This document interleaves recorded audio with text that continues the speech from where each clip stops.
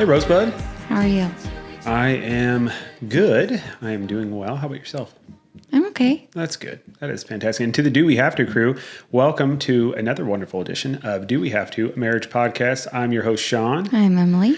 Emily, who's going to live life like this the last time for a long time at the wrong time. Miller. Are you good? I'm good. Okay. I can't get that movie out of my brain. Got it. Sinners. Emily watched Sinners for the first time. And I did. let me tell you, when I went and saw it in theaters, I was insanely excited because I really love the director and I think he does a good job. Every movie I've ever seen him make is fantastic. He's made the Black Panther movies. And this one was, I think, his best so far. Mm-hmm. And Michael B. Jordan, I'm definitely a fan of, and I know you are too. Yes, I am. You like you some Michael B. Jordan. I do. Ever since we've seen that awkward moment, or Friday Night Lights, honestly, we've been pretty hot and heavy about Michael B. Jordan. Yeah, the last couple seasons or the last season, he's the quarterback for the team that the coach goes over that's like on the bad part of town. Oh, I don't remember that. Of course, they have to make it like he's an inner city kid when it's just fucking like 15 miles over in Texas. But I don't remember that. Yeah, he was a quarterback. Interesting. Okay. And he becomes friends. He's rival. Guess what? We'll start watching again. We watched that. You and I did. No, I know. That's where we saw him. And I was like, this dude can act. But I didn't know that. Like, I didn't know that was him. Well, you thought he was hot. I was like, this dude can act. He's really good. And so, yeah, no, Michael B. Jordan, you absolutely killed it. I highly recommend to anyone out there, even if you're not into vampire movies, it's just a great movie. It's so artistic. If you like music, you will love this movie. If you like art, if you want to see somebody put their soul into a piece of art and you get to go enjoy it like you'd go to the Louvre, watch this movie. It is so damn good. I will give you that it's a good movie. Yep. And Emily hates those kind of movies. I don't know that I would compare it to the Louvre, but I'm talking about it was a work of art is what it was to me. Yeah. Yeah. So highly recommend. We got a wonderful show today. We're not going to be just talking about movies and those sorts of things that I enjoy. No. We've got a wonderful, fully packed show. Today's theme of the show really is we're going to be starting our, working from the ground up self-improvement series. And really where you start is by clarifying or establishing your mission or where you want to see yourself go. And you do that by establishing a mission statement, a personal mission. I know a lot of people associate mission statements with companies and corporations. I mean, really, a mission statement is just an outlining of who you are, where you want to be, and where you want to go. And it's typically done from a company perspective. But I think we have learned, my love, as individuals, you need to have a path. You need to have a clear understanding of where you want to go and who you want to be and how you want to get there. Yeah. And that's how we're going to start it. We're going to start that today. And Emily and I have actually already written our personal mission statements, but we're going to talk about just go over what that means, what that encompasses, how to do it. We're going to provide that. And, after the show is aired, we will also have, I worked with ChatGPT to build a worksheet. So it's very simplistic to build one of your own. So we will send that out to the wonderful Do We Have To crew. It'll be available on dowehavето.com. And of course, you can get the show today by going to youtube.com/@dowehavето, a marriage podcast. And as always, this wonderful show is a Not Actual Family Studios production. Executive producer, Colin. I'm on vacation, so I might not have time to edit this episode. Maskell. He'll do it. Absolutely. And of course, we have our wonderful 90s nostalgia that we're going to jump back into today. We also are going to continue on getting deep between Emily and I with a deep card. Yeah. And then again, of course, we're going to do our deep dive into our personal mission statement. Yep. So, should we just jump right into it? I mean, I feel like the Sinners banter is like, I don't want to cheapen I do have a Sour Patch Kid moment really fast. Let's hear it. We have time for it. Well, you determine that. I've only communicated to you our time discrepancy issues, and you're just going to do what you want to do. So go ahead. Okay. Go no, I want to hear it.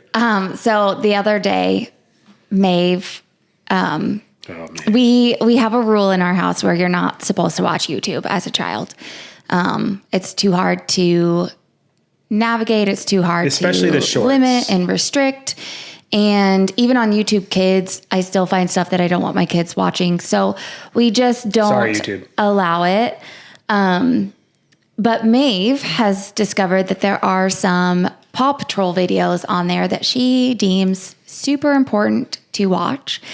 And we've told her several times not to do it.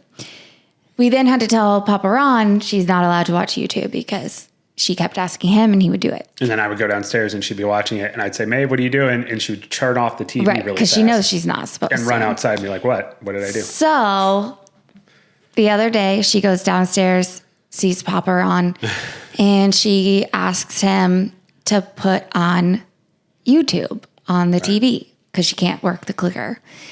And he gets up and then he's like, wait. I thought you weren't supposed to be watching YouTube. And she looks him dead in the eye and says, I thought you were on my side. You were on my team. I thought you were on Team Maeve. He didn't say another word. He put on YouTube.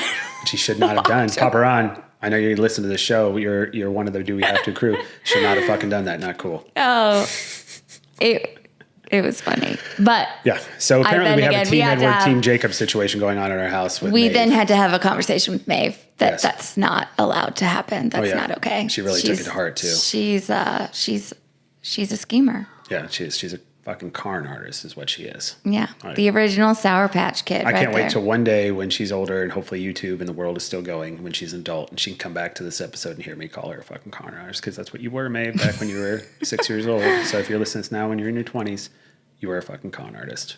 And hopefully you and not very kind a lot of the time, just to be honest. I'm just going to tell you. So she's adorable. And I, as I'm getting nostalgic about thinking about my children getting older, it's like I think a perfect time to segue into our wonderful 90s nostalgia. And we actually got a lot of good stuff. Yeah. So, as we've been continuing on in this wonderful segment, as you know, Emily and I are children of the 90s. We were born in the 80s, but obviously a lot of our memories are based in the 90s. And we like to, and we get a lot of positive feedback about going over things that occurred during the period of time of recording the show during the 90s, right? Yeah. And I got some bangers here on this one and actually did some research on some things, listened to some things. I actually did really well here. So be ready. So for products, so I kind of just broke it down: products, clothing, games, film, TV releases, premieres, etc. Right? Music.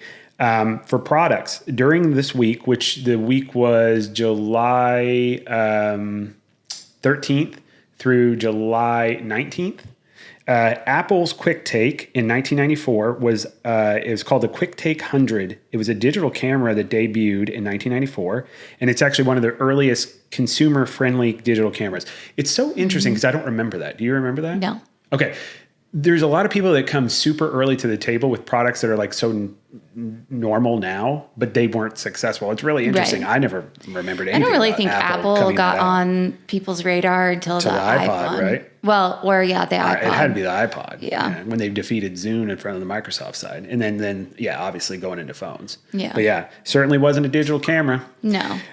So, hey, let's talk about clothing. So this was actually a lot of fun. So they broke it down to where between July 13th and the 19th, this is typically what you would see during the entire 90s summer wardrobes. And this is based on from 1990 to 1999. For lightweight outfits, you would typically see baby tees, slip sundresses, crop tops, and low-rise jeans. And that's kind of by 1994. I know it's a resurgence. That's what's so great about this. Except low-rise jeans really haven't come back yet, and I kind of hope they don't. We'll see you soon, low-rise jeans. Nobody needs to see those. Oh, maybe I need to get me some low-rise jeans. No. Essential accessories were scrunchies, fanny packs, platform sandals, sneakers. Totally all back. We just call them, I don't even know what we call those bags, the Lululemon, like sling. Yeah, it's a fanny pack. Yeah, but we just don't wear them on They call it like a sports bag, I guess, or something like that. Summer-ready outwear, bomber jackets for cool evenings.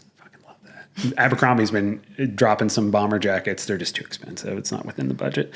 Footwear, Timberlands, Doc Martens, or chunky platform sneakers carrying over from spring styles. You still wear your Timbs? I love my Timberlands. I was there first, Jason. I know Jason Kelsey likes to talk about Timberlands a lot, but I've been wearing those since...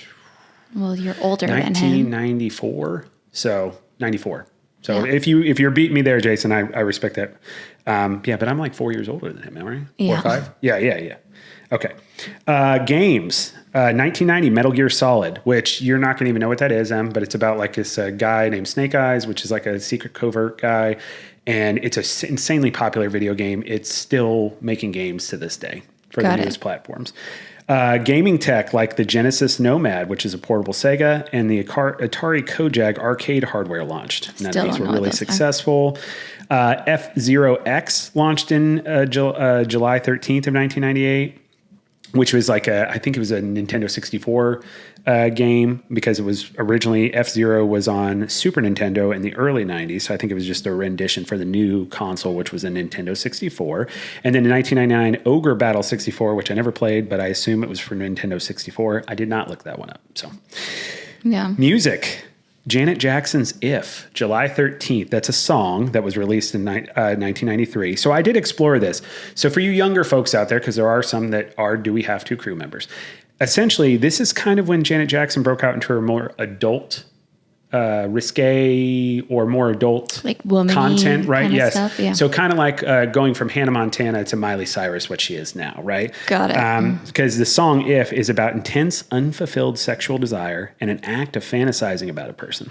And the song essentially explores the singer's, I took these notes, by the way, the singer's longing for a connection that remains out of reach, constructing a world of sensual possibilities with her imagination.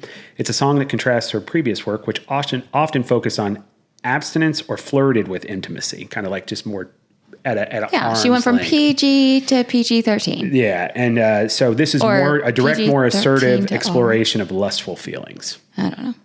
Then the real champion, Toni Braxton, Lord. with her debut album entitled Toni Braxton, came out on July 13th.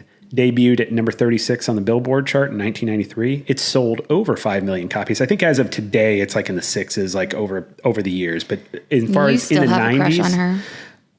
I think she's a beautiful woman. I owned her album back in the 90s. I did not know what I had. And I even texted that out to our chosen family chat today. I was like, you guys got to listen to this album. Sold over 5 million copies. It was an 8-time platinum record in the U.S., and that's in the 90s. Most popular songs, Another Sad Love Song, Breathe Again, Breathe Again, Breathe Again. We know Remember that song? Yeah. 7 Whole Days, Love Should Have Brought You Home, I Belong to You, and How Many Ways. And then last but not least, movies. 1995, on July 19th, Clueless. Love that movie. Fucking great movie. Alicia Silverstone, we love you. That was a fantastic movie. It is timeless. I don't think there will ever be a generation that doesn't appreciate it. Paul Rudd. It is the Valley's version of Princess Bride. Oh, yeah, Paul Rudd's in it. Paul Rudd. There's other people. The guy from Scrubs is in it.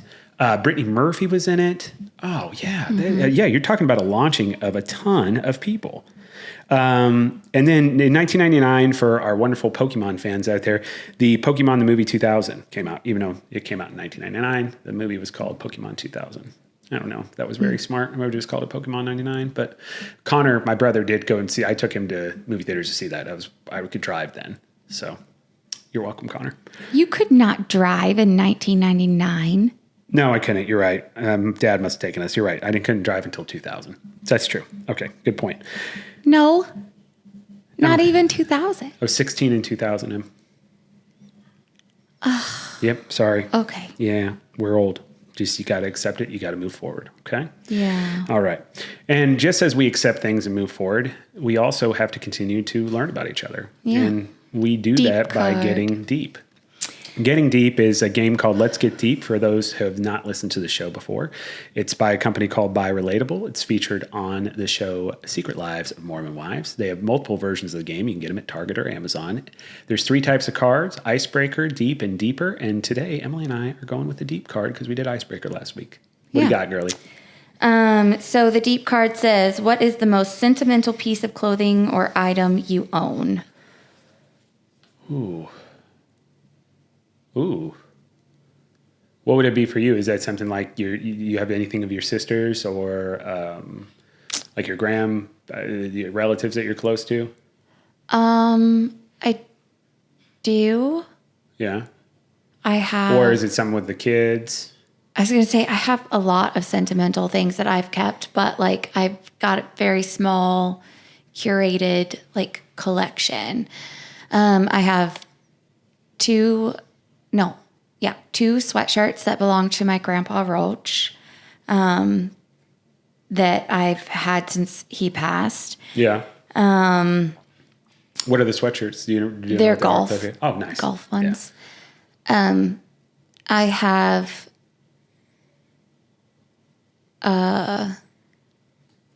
have my sister's softball helmet where she wrote Bible verses in. Nice. Well, which one's your the question was, what is your most? Not tell me every sentimental piece of clothing you had. Sorry. No. I'm not saying it like a bad thing. I'm saying like I want to know. I personally want to know what is like the one that means the most to you. Is what I'm asking. Not saying you're doing too much. Do you want to come back? I can knock mine out real quick. Mine's more selfish in nature. Okay. I mean, I don't really have anything of like clothing wise. I don't have anything like of my mom's.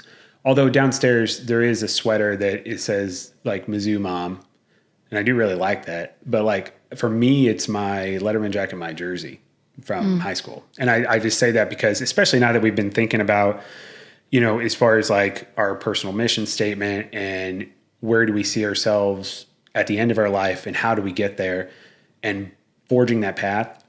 Those were times for me where I had a lot of success, but I was also at the very beginning of those stages. And there was a lot of ambition and discipline that was starting to form that I failed to capitalize on.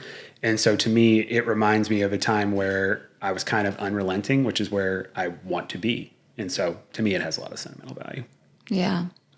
Okay, I would say the little book of prayers that I got when my grandpa Roach passed away. Isn't it supposed to be clothing? Or item. Oh, it's or item? Oh, I didn't realize that. It is completely falling apart. You can't open it. You can't really do anything with it. It's in a Ziploc bag in a box because I think if air were to touch it, it would just disintegrate. I didn't realize item. I didn't listen very well. Okay, so you have it in a box. It's sealed up, but that's your. Yeah. I love that. And why though? Because it's so tattered and torn. Like No, not why you keep it in a box. Why is it your most sentimental value? Because he had it with him all the time. Oh, got it. He was always on his person. Yeah. Got it. Okay, that's awesome. That's awesome. Wish I could have met your grandpa. You guys always speak so highly of him. Your dad always spoke so highly of him. Yeah, sounded like my a great grandpa human was. being. Both of my grandpas were wonderful, amazing human beings, and I miss them dearly. Yeah. One of my top items I do have, I will say, now that we're talking about items, because now I'm going to change my answer. I have your grandpa's watch, and that is definitely a top 3 for me. But it's my mom's Dark Tower Stephen King books. It was her favorite story. Ooh, uh-oh. Uh-oh. I got choked up there for a second. But I just remember her telling me, like, she would be so excited explaining to me the storyline of those books.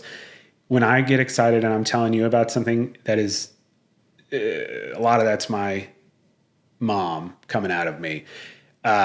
And she would have this childlike joy explaining the storyline and all that sort of stuff. And when I was a kid, that's when these series were popular and the books were coming out. And so she would read one. And I mean, she was like you, she'd read a book or 2 a week.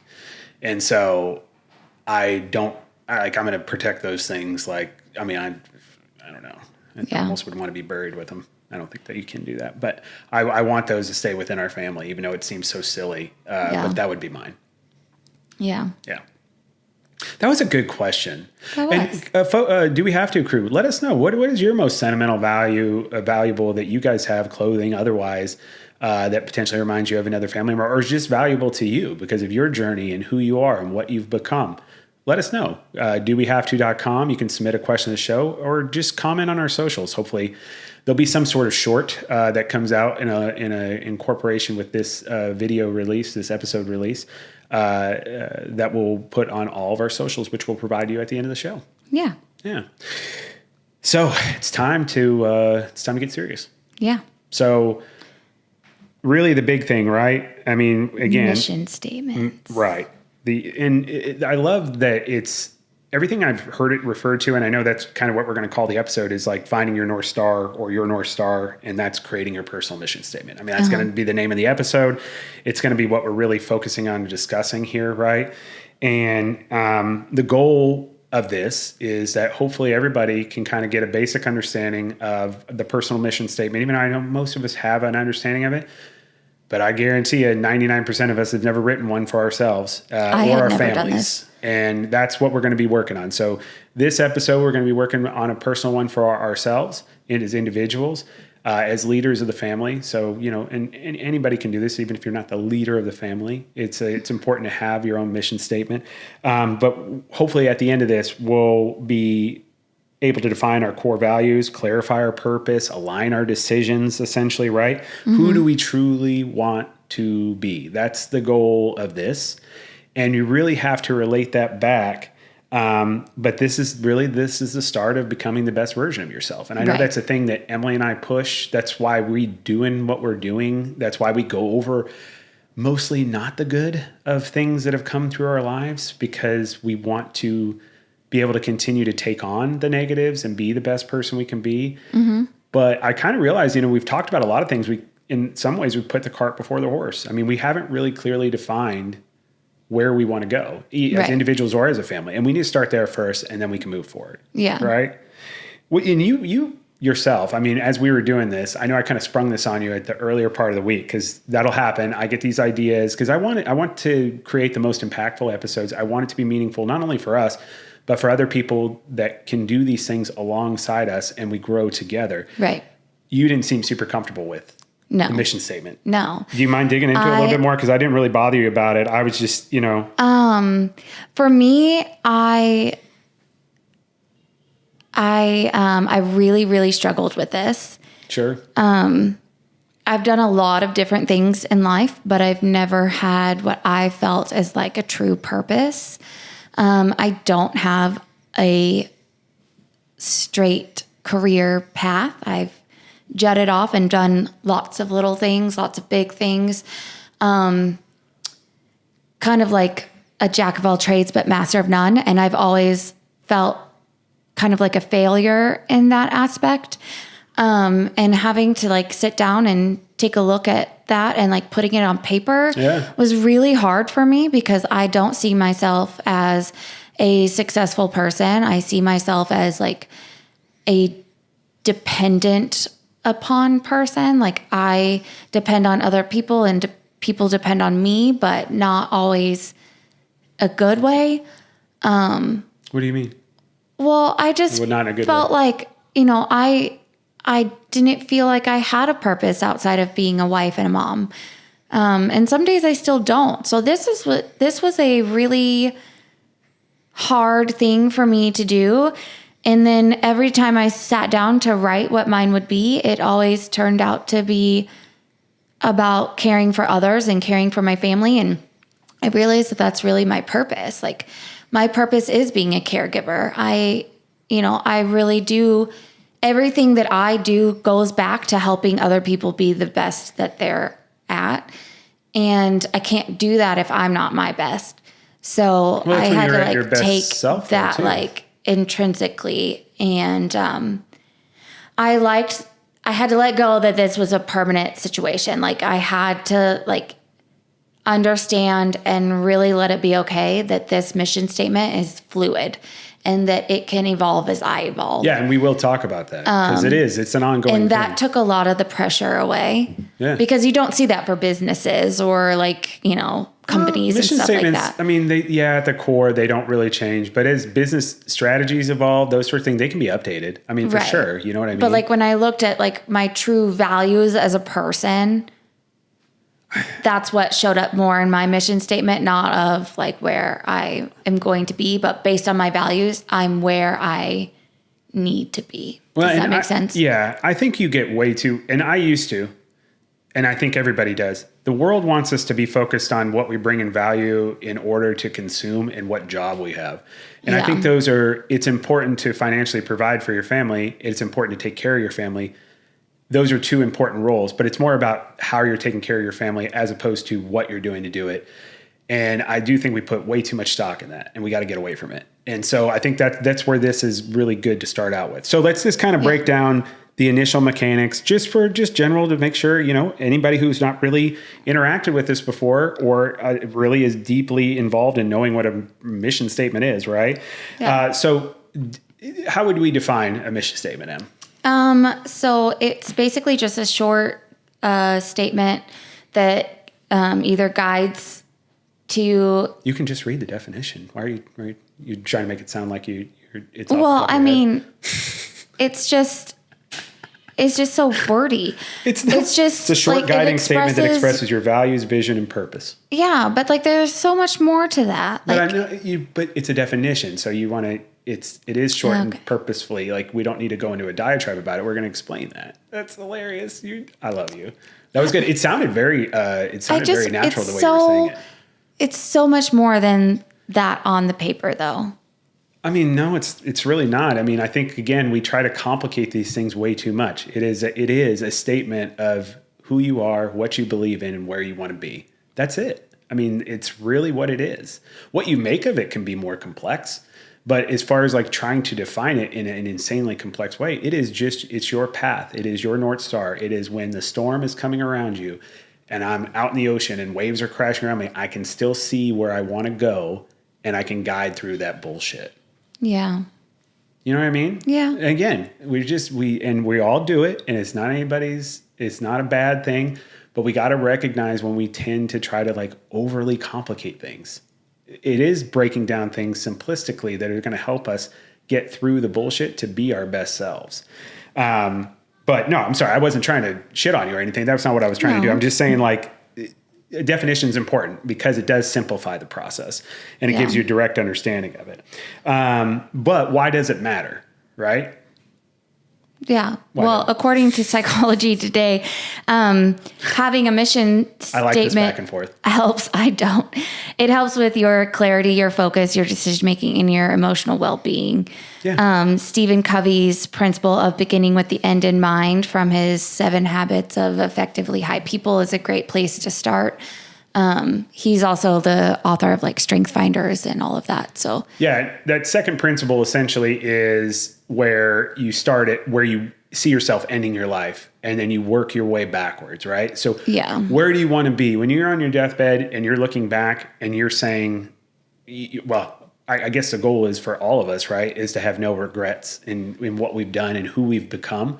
So you start there and it's like, what do I want to make sure that I know that I did, what I know I accomplished, and now I know who I became? And then you start working back and building that through. Yeah. And I thought that was really helpful. I actually did that when I was working with ChatGPT because I took a write-up. I'm not a very good writer. So I highly recommend, by the way, ChatGPT has a free version. You can just sign up with an account. The free version is definitely smart enough to help you write a very eloquent, clear, properly formatted mission statement. Really what you need to make sure and have in there though is all the elements and key essentials to make sure it is truly associated with the core of who you are. Otherwise you'll get a doctored, fake, shitty one. Yeah, Stephen Covey has one on his website, but it also is more like business driven than personal. Yeah. No, absolutely. And it's kind of like, I guess in a good way to break it down, right? How do you start with that? And like I said, we have a worksheet that we built out for our Do We Have to crew, or anybody, even if you're not with the Do We Have to crew and you just listen for the first time, you're not fully, you're dipping your toes in Do We Have to crew waters, but you're not really quite a fan yet. That is absolutely okay. We'll have a worksheet out on our website at dowehavto.com. I'll figure out how to drop it on our socials. I don't know if you can drop a document, though. That's kind of difficult. But I guess I could put it out in text. Yeah. But the first thing you want to do is really starting with your values, right? What is it that drives you? And that's kind of where, for your guys' things and what Emily and I did, you really have to do is write down what is it that drives you? What is it that you care most about in this world? I think that's kind of where you were kind of coming to that fruition. Am I right? Yeah. Like I have like 4 or 5 pages of just like, oh my God, 4 or 5 pages of stuff you did? Yeah. And like, as I kept going through them to like come to my final it's so statement, crazy how different we are. I have like a quarter of a page with some Dunkin' It all had the same theme to it. So that's how I knew like, as you kept writing through it, it was all kind of lining up to a specific theme. Yeah. And that theme was you see yourself as somebody who wants to grow to be the best version of himself to help others as a caretaker? Is that kind of where that went? No, it's to lead a life. Sorry, I'm just going off of what you said earlier. I don't know. I'll read mine later. We'll have time. We'll have time.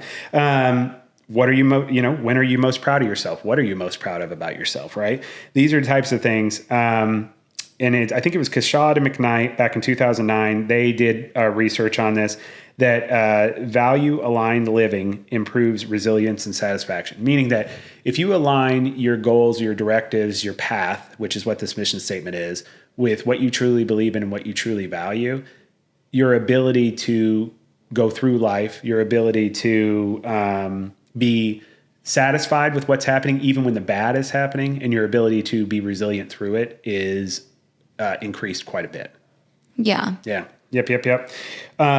Then you want to start with statements like to be and to do, right? Mm-hmm. To be, what is the kind of person you want to become? You want to become a more honest person. You want to become more compassionate. You want to be bold. You want to be a risk taker. What are those things you want to be, right? And then to do, what is your contribution or impact on this world or your family? Like the immediate, the overall, and it wasn't until I started asking these questions that I'd even realized what I wanted to do. You know what I mean? I've sent out some videos, I know a few episodes ago, I made a challenge to multiple celebrities in a way to raise funds for charity. I'd like to raise money for the American Cancer Association and the Parkinson's Research Foundation. I can't do that, with us starting out a podcast, but I can certainly do it in coordination with other podcast channels that have a following and a surrounding. And so I've been trying to do that in a way where we can create a competitive atmosphere, a channel versus channel, challenging Jason Kelsey to a running race, challenge Burt Kreischer to an MMA fight. And I just recently challenged Bobby Lee to a amateur wrestling event. Because apparently he has a high school wrestling background. He also had a very funny skit with Triple H back in the early 2000s I really enjoyed. And I've thrown these challenges, these guys in these podcasts. I know they're very busy people, but it's a really important thing. It's not about growing the podcast and popularity or making money. We don't make any money. But what I would like to do before I die is I would like to raise $1 million for charity. And that's never even something I even thought of that I would want to do or be. Yeah. And it's really important to me before I die that I do that. And you don't get there by not trying to do bold and great things. Right. And that's what I want to do. Yeah. And so asking these questions, you are going to find things about yourself or things that you don't realize are important to you, or maybe you just put it in the back of your mind because you didn't think it was possible. You start writing this up, everything is possible still. Yeah. And it's right there in front of you. Right. Yeah. Like my mission statement is basically the opposite of where I'm at in my life. Well, it's not the opposite. It's where you're going. It's where I want to be. Yeah. Mm-hmm. Who are you going to MMA fight? No one. Oh, I was hoping you'd say Aubrey Plaza or Tony Braxton. I'd like to see you girl fight with both of them. No. No? Okay. No. Pretty sure both of them would kill me. Yeah. And examples of this, the nice thing about this too is we got tons of examples from people that have written them, because it is something people do. It seems like the most highly effective people or people that have been very successful, they do have personal mission statements. Yeah. I mean, if you look at Arnold, The Rock, and I'm sorry, I'm just naming guys, but like female leaders, all those sorts of people, whether they said, hey, I have a personal mission statement, or they have written down like in a very decisive manner as far as where they want to be, who they want to be, how they want to be, and where they want to go. That's what most successful people do. Yeah. And that's because they have that vision and they're constantly working towards it, that what we see the success in a day is them working over years and years and years. Right. Yeah. Do you want to read yours? Yeah. And again, like Emily had mentioned earlier, but writing and refining it, this is, you need to be authentic as possible. You need to allow it to evolve. So if that means you're changing it, right? But yeah, let me read mine. I called my mission statement Relentless Purpose. I didn't title mine. You don't have to. I just did. Okay. I am committed to becoming the strongest, sharpest, and most disciplined version of myself, physically, mentally, spiritually, and emotionally. I will not waste my time, energy, or attention on distractions, meaningless people, or anything that does not align with my purpose. My mission is to protect and uplift my family physically, financially, psychologically, and spiritually, so they thrive under the shield of my presence and the legacy of my discipline. I strive daily to be a good man, grounded in integrity, clarity, and purpose, not a nice man who bends, appeases, or avoids. I will carry strength with humility, kindness, and boundaries, and love with backbone. I'm here to do things, walk the uncommon path, and earn the title of being the baddest fucking man I can be. One who leads with honor, protects with ferocity, and lives without compromise. I know I'm writing the right thing because as I say it, I get emotional. Yeah. Because it does tinge in my soul of where I want to go. And I may make some updates to it, but I spent a lot of time on it. I'm very satisfied with how it came out. Yeah. And so guys, it's just do it. Write it down. It does not have to be perfect to start out with. No. It doesn't have to be anything finalized. Get it. And then I'd highly recommend you print that out and you put that right in front of your fucking face every moment of every day as much as you possibly can. Yeah. How about you read yours? Mine is a lot gentler. Okay, that's great. Yeah. Okay, so mine is, I desire to live a life full of everything good and happy. Provide myself with things that provide me with nourishment and less imposed pressure, whether it be self or outside, to do or be it all. I will continue to thrive, not just survive. I am committed to seek outlets to feel creative, inspired, and whole. I will lead my family to live knowing that God replenishes us and will not let us be forgotten. Let them understand that enough is good enough. Let them be okay with the space that is created to grow, learn, love, and truly live with richness and meaning to life. I strive to provide a cadence for myself and my family to show up for ourselves, to create simple traditions, and to cherish moments, not things.